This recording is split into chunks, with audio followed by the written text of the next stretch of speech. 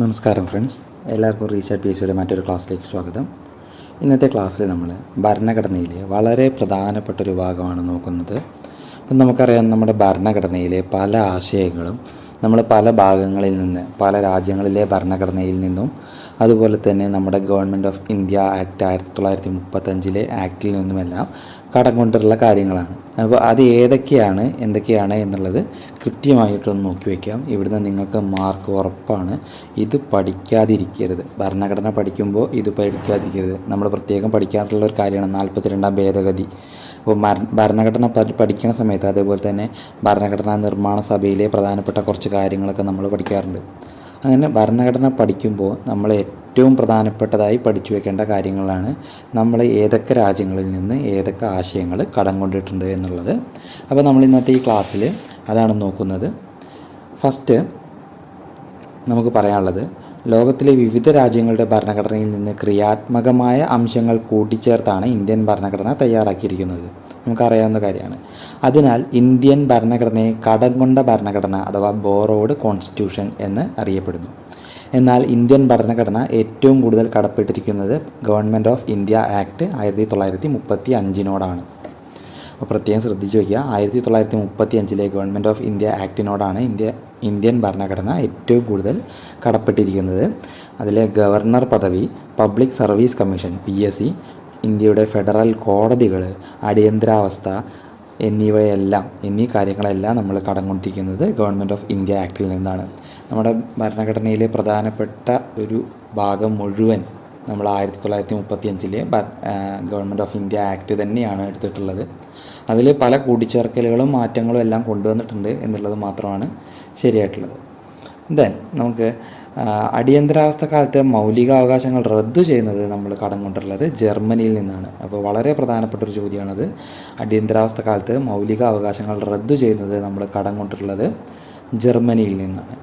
Then പിന്നെ government of India act 1935 കഴിഞ്ഞാൽ നമ്മൾ ഭരണഘടനയിൽ ഏറ്റവും കൂടുതൽ നമ്മുടെ ഭരണഘടന കടപ്പെട്ടിരിക്കുന്നത് ബ്രിട്ടൻ്റെ ഭരണഘടനയോടാണ്. അതായത് ബ്രിട്ടനിൽ നിന്നാണ്. നമുക്കറിയാം, ബ്രിട്ടീഷുകാരാണ് നമ്മളെ കൂടുതൽ കാലം ഭരിച്ചിരുന്നത്. അപ്പോൾ അവരിൽ നിന്ന്, അവരുടെ രാജ്യത്തുണ്ടായിരുന്ന നിയമങ്ങളിൽ നിന്നും ആശയങ്ങളിൽ നിന്നും നമ്മൾ കടം കൊണ്ടുള്ള പല കാര്യങ്ങളുണ്ട്. അതിൽ പ്രധാനപ്പെട്ടത് പാർലമെൻ്ററി ജനാധിപത്യം, ഏക പൗരത്വം, നിയമവാഴ്ച, ക്യാബിനറ്റ് സമ്പ്രദായം, രാഷ്ട്രതലവന് നാമമാത്രമായ അധികാരം, റിട്ടുകൾ, ദ്വിമണ്ഡല സഭകൾ, തിരഞ്ഞെടുപ്പ് സംവിധാനം, കൂട്ടുത്തരവാദിത്വം, CAG, സ്പീക്കർ എന്നിവയാണ്. ഏതൊക്കെയാണ്? സ്പീക്കർ, CAG, കൂട്ടുത്തരവാദിത്വം, തിരഞ്ഞെടുപ്പ് സംവിധാനം, ദ്വിമണ്ഡല സഭകൾ, റിട്ടുകൾ, രാഷ്ട്രതലവന് നാമമാത്രമായ അധികാരം, ക്യാബിനറ്റ് സമ്പ്രദായം, നിയമവാഴ്ച, ഏക പൗരത്വം, പാർലമെൻ്ററി ജനാധിപത്യം. ഇത്രയും കാര്യങ്ങൾ നമ്മൾ ബ്രിട്ടനിൽ നിന്നുമാണ് കടം കൊണ്ടിട്ടുള്ളത്. അപ്പോൾ നിങ്ങൾ ഈ കാര്യങ്ങളൊക്കെ പഠിച്ചു വയ്ക്കുമ്പോൾ, ഇപ്പോൾ CAG, സ്പീക്കർ തുടങ്ങിയ കാര്യങ്ങളൊക്കെ നോക്കുമ്പോൾ അതിൻ്റെ ആർട്ടിക്കിളുകളൂടെ നോക്കി വയ്ക്കുക. നമ്മുടെ ഭരണഘടനയിലെ ഏത് ആർട്ടിക്കിളിലാണ് CAG പറ്റി പറയുന്നത് എന്നുള്ളത് കൂടി നിങ്ങളൊന്ന് പഠിച്ചു വയ്ക്കുക. അങ്ങനെ നമ്മൾ ഒരു കാര്യം പഠിക്കുമ്പോൾ അത് മുഴുവനായിട്ടും പഠിക്കാൻ ശ്രമിക്കുക. ഉദാഹരണത്തിന് റിട്ടുകളെ പറ്റി പഠിച്ചു. നമ്മൾ റിട്ടുകൾ കടം കൊണ്ടിട്ടുള്ളത് ബ്രിട്ടനിൽ നിന്നാണ് നമ്മൾ പഠിച്ചു. അപ്പോൾ ഏതൊക്കെയാണ് ആ റിട്ടുകൾ എന്നുള്ള ചോദ്യം നമ്മുടെ മനസ്സിൽ ഓട്ടോമാറ്റിക്കായിട്ട് വരണം. നമ്മളത് പഠിച്ചിട്ടും ഉണ്ടാവണം. നമുക്ക് 5 റിട്ടുകളുണ്ടെന്ന് നമുക്കറിയാം. റിട്ടുകൾ പുറപ്പെടുവിക്കുന്നത് ഹൈക്കോടതിയും സുപ്രീം കോടതിയുമാണെന്ന് നമുക്കറിയാം. അപ്പോൾ അങ്ങനത്തെ കാര്യങ്ങൾ, അത് ഏത് ആർട്ടിക്കിൾ പ്രകാരമാണ് എന്നുള്ള കാര്യങ്ങളൊക്കെ നമ്മൾ പ്രത്യേകം പഠിച്ചു വയ്ക്കാം. നമുക്ക് ഇതിലോട്ട് തിരിച്ചു വരാം. ദെൻ ബ്രിട്ടനിൽ നിന്ന് കടം കൊണ്ട ആശയങ്ങളെ പറ്റി നമ്മൾ പറഞ്ഞു. ദെൻ USA നിന്ന് കടം കൊണ്ടുള്ള കുറച്ച് ആശയങ്ങളാണ് മൗലികാവകാശങ്ങൾ, ആമുഖം, സ്വതന്ത്ര നീതി ന്യായ വ്യവസ്ഥ, ജുഡീഷ്യൽ റിവ്യൂ, ഇംപീച്ച്മെൻറ്റ്, ലിഖിത ഭരണഘടന, വൈസ് പ്രസിഡന്റ്, സുപ്രീം കോടതി എന്നിവ. സ്വതന്ത്ര നീതിന്യായ വ്യവസ്ഥ, അതുപോലെ തന്നെ മൗലികാവകാശങ്ങൾ, ആമുഖം, ജുഡീഷ്യൽ റിവ്യൂ, ഇംപീച്ച്മെൻറ്റ്, ലിഖിത ഭരണഘടന, വൈസ് പ്രസിഡന്റ്, സുപ്രീം കോടതി തുടങ്ങിയ ആശയങ്ങളെല്ലാം നമ്മൾ കടം കൊണ്ടിട്ടുള്ളത് USA നിന്നാണ്, അഥവാ അമേരിക്കൻ ഭരണഘടനയിൽ നിന്നുമാണ്. ദെൻ അമേരിക്കൻ ഭരണഘടനയിൽ നിന്നാണ് ലിഖിത ഭരണഘടന എന്നുള്ളത് നമ്മൾ കടം കൊണ്ടതെന്ന് പറഞ്ഞു. ലോകത്തിലെ ഏറ്റവും ചെറിയ ലിഖിത ഭരണഘടനയുള്ള രാജ്യവും അല്ലെങ്കിൽ ലോകത്തിലെ ഏറ്റവും പഴക്കം ചെന്ന ലിഖിത ഭരണഘടനയുള്ള രാജ്യവും അമേരിക്ക തന്നെയാണ്. അപ്പോൾ അതൊന്ന് നിങ്ങൾ ശ്രദ്ധിച്ചു വയ്ക്കുക. പക്ഷേ നേരെ മറിച്ച് ഇന്ത്യയുടെ കാര്യം നോക്കിക്കഴിഞ്ഞാൽ ഏറ്റവും ബൃഹത്തായ, ഏറ്റവും വലിയ എഴുതപ്പെട്ട ഭരണഘടനയുള്ള രാജ്യമാണ് ഇന്ത്യ എന്നുള്ളത്. ദെൻ മൗലിക കടമകൾ നമ്മൾ റഷ്യയിൽ നിന്നും, ഇപ്പോഴത്തെ റഷ്യ ആയിട്ടുള്ള പഴയ USSRൽ നിന്നുമാണ് നമ്മൾ മൗലിക കടമകൾ എന്ന ആശയം കടം കൊണ്ടുള്ളത്. ദെൻ നമ്മുടെ ഗവൺമെൻറ് നടപ്പിലാക്കിയ പഞ്ചവത്സര പദ്ധതികളും നമ്മൾ റഷ്യയിൽ നിന്നുമാണ് കടം കൊണ്ടുള്ളത്. ദെൻ ഫെഡറൽ സംവിധാനം, ഇന്ത്യൻ ഭരണഘടന ഒരു ഫെഡറൽ സംവിധാനമാണ്. അത് കാനഡയിൽ നിന്നുമാണ് ആ സംവിധാനം നമ്മൾ കടം കൊണ്ടുള്ളത്. അതുപോലെ തന്നെ അവശിഷ്ടാധികാരം, യൂണിയൻ, സ്റ്റേറ്റ് ലിസ്റ്റുകൾ എന്നീ ലിസ്റ്റുകളെല്ലാം നമ്മൾ കടം കൊണ്ടുള്ളത് കാനഡയുടെ ഭരണഘടനയിൽ നിന്നുമാണ്. അപ്പോൾ പ്രത്യേകം ശ്രദ്ധിക്കുക, യൂണിയൻ ലിസ്റ്റും സ്റ്റേറ്റ് ലിസ്റ്റും മാത്രമാണ് കാനഡയിൽ നിന്നും കടം കൊണ്ടുള്ളത്.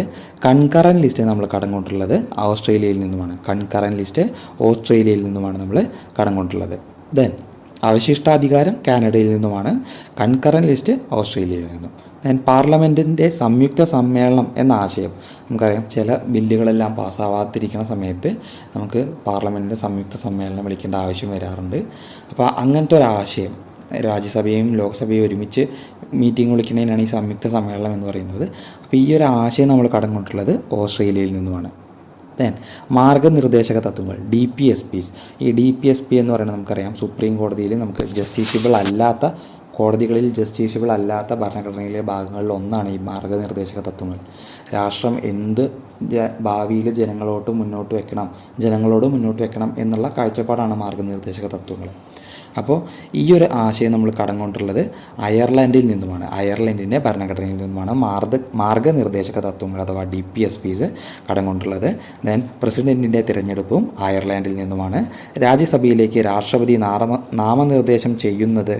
നാമനിർദ്ദേശം ചെയ്യാനുള്ള പ്രത്യേക അധികാരം രാഷ്ട്രപതിക്കുണ്ട്. രാജ്യസഭയിലേക്ക് 12 മെമ്പർമാരെ, ഇപ്പോൾ ഉദാഹരണത്തിന് നമുക്കറിയാം നമ്മുടെ സുരേഷ് ഗോപിനെയൊക്കെ രാജ്യസഭയിലോട്ട് നാമം ചെയ്യുകയുണ്ടായി. അതുപോലെ തന്നെ ഇപ്പോൾ സദാനന്ദൻ മാസ്റ്ററെയൊക്കെ രാജ്യസഭയിലോട്ട് നാമനിർദ്ദേശം ചെയ്തു. PT ഉഷയെ നാമനിർദ്ദേശം ചെയ്തു. അങ്ങനെ പലരെയും നാമനിർദ്ദേശം ചെയ്യുന്നുണ്ട് അല്ലേ. അപ്പോൾ കലാ, സാംസ്കാരികം തുടങ്ങിയ മേഖലകളിൽ നിന്നുമെല്ലാം 12 ആൾക്കാരെ നാമനിർദ്ദേശം ചെയ്യാൻ രാഷ്ട്രപതിക്ക് അധികാരമുണ്ട്. ആ അധികാരം അയർലാൻഡിൽ നിന്നുമാണ്. ആ ഒരു കാഴ്ചപ്പാട് നമ്മൾ, അല്ലെങ്കിൽ ആ ഒരു വിഷയം നമ്മൾ എടുത്തിട്ടുള്ളത് അയർലാൻഡിൽ നിന്നുമാണ്. ദെൻ ഭരണഘടനാ ഭേദഗതി എന്ന ആശയം നമ്മൾ കടം കൊണ്ടുള്ളത് ദക്ഷിണാഫ്രിക്കയിൽ നിന്നുമാണ്. ഭരണഘടനാ ഭേദഗതി എന്ന ആശയം ദക്ഷിണാഫ്രിക്കയിൽ നിന്നുമാണ് നമ്മൾ കടം കൊണ്ടുള്ളത്. പ്രത്യേകം ശ്രദ്ധിക്കുക, പലവട്ടം ചോദിച്ചിട്ടുള്ള ചോദ്യമാണ്. ഭരണഘടനാ ഭേദഗതി എന്ന ആശയം നമ്മൾ കടം കൊണ്ടുള്ളത് ദക്ഷിണാഫ്രിക്കയിൽ നിന്നുമാണ്. ദെൻ ഇന്ത്യ ഒരു റിപ്പബ്ലിക് ആണെന്ന് നമുക്കറിയാം. ഈ റിപ്പബ്ലിക് എന്ന ആശയം നമ്മൾ കടം കൊണ്ടുള്ളത് ഫ്രാൻസിൻ്റെ ഭരണഘടനയിൽ നിന്നുമാണ്. റിപ്പബ്ലിക് എന്ന ആശയം നമ്മൾ കടം കൊണ്ടുള്ളത്. അതുപോലെ തന്നെ സ്വാതന്ത്ര്യം, സമത്വം, സാഹോദര്യം എന്നീ ആശയങ്ങൾ നമ്മുടെ ഭരണഘടനയിലെ ആമുഖത്തിൽ നമുക്ക് കാണാൻ പറ്റുന്ന ഭാഗങ്ങളാണ്. സ്വാതന്ത്ര്യം, സമത്വം, സാഹോദര്യം ഈ ആശയം നമ്മൾ കടം കൊണ്ടുള്ളത് ഫ്രാൻസിൽ നിന്നുമാണ്. അപ്പോൾ ഫ്രഞ്ച് വിപ്ലവത്തിൻ്റെ ഭാഗമായിട്ടുള്ള മുദ്രാവാക്യമായിരുന്നു ഈ സ്വാതന്ത്ര്യം, സമത്വം, സാഹോദര്യം. അത് നമ്മൾ കടം കൊണ്ടുള്ളത് ഫ്രാൻസിൽ നിന്നുമാണ്. അപ്പോൾ ഇത്രയാണ് ഈ ഒരു നമ്മുടെ പ്രധാനപ്പെട്ട ഭാഗങ്ങൾ നമ്മൾ ഏതൊക്കെ രാജ്യങ്ങളുടെ ആശയങ്ങളിൽ നിന്നുമാണ് നമ്മൾ കടം കൊണ്ട് എന്നുള്ളതാണ് നമ്മൾ ഇന്ന് ഈ ഒരു ക്ലാസ്സിൽ നോക്കിയിട്ടുള്ളത്. അപ്പോൾ വളരെ പ്രധാനപ്പെട്ട, നിങ്ങൾക്കൊരു മാർക്ക് കിട്ടാൻ ഉറപ്പായിട്ടും സാധ്യതയുള്ള ഒരു പോർഷനാണ് നമ്മളിന്ന് ഡിസ്കസ് ചെയ്തിട്ടുള്ളത്. ക്ലാസ് ആദ്യ അവസാനം കേൾക്കാൻ ശ്രമിക്കുക. മറ്റൊരു ക്ലാസ്സുമായിട്ട് വീണ്ടും വരാം. Thank you.